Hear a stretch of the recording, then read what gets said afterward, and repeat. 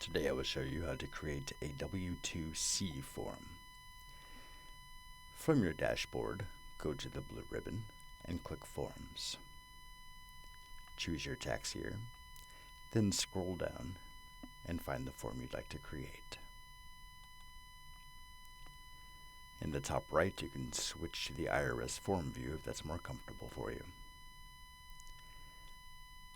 Select from these drop-down menus the appropriate information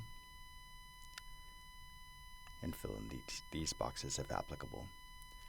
Next, choose your employer's name. The rest of the information auto-populates. And the same with the employee. Again, fill in all the relevant information. On the left-hand column, you will enter what was previously reported, and then you will go to the right-hand column and enter the correct information. Repeat that for each one that is applicable, that needs to be corrected. Click Save and Continue to submit this form only. Click here to save and add another corrected W-2 form. Or click here to save and add a different form. And that's all.